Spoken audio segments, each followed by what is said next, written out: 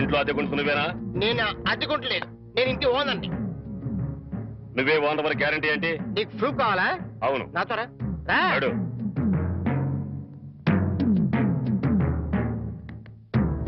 ఈ నెల అద్దె ఎప్పుడు కడతావు?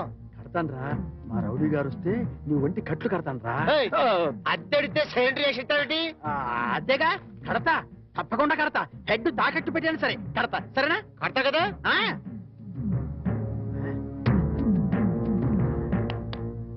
అదే కదా కడతావయ్యా.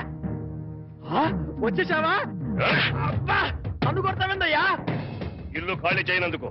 ఖాళీ చేసిన నేను కదయ్యా, వాడు నేను ఓనర్ని. ఓనర్ ఎవరు, అద్దె కొరది ఎవరో తెలియదా?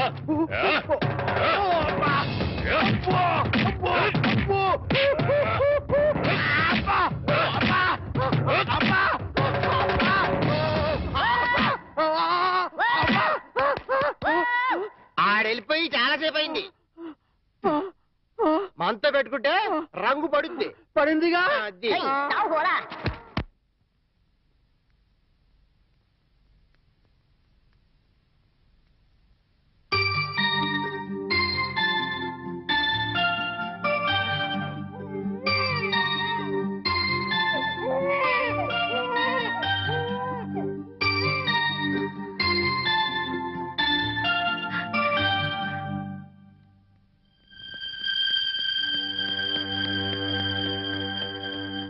తాతయ్య మీకోసం ఎవరు వచ్చారు?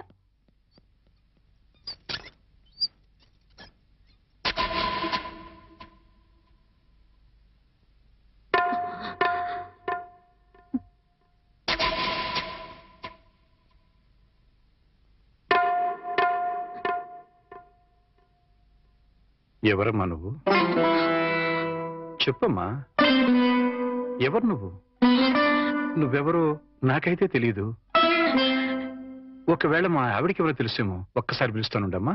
పూర్ణ, పూర్ణ.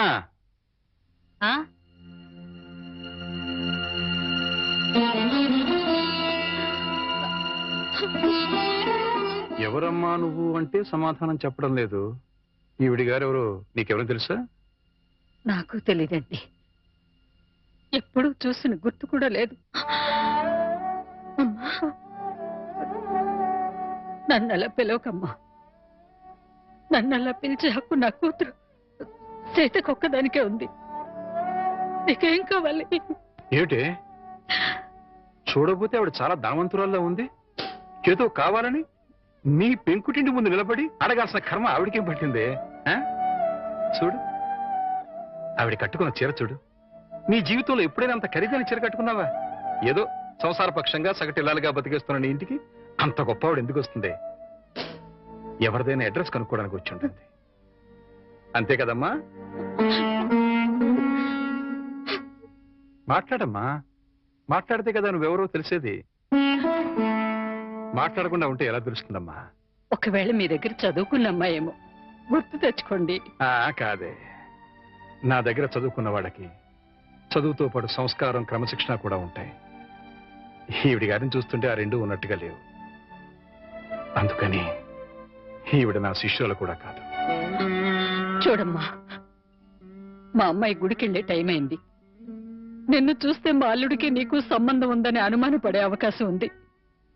దయచేసి ఇక్కడి నుంచి తొందరగా వెళ్ళిపోమ్మా.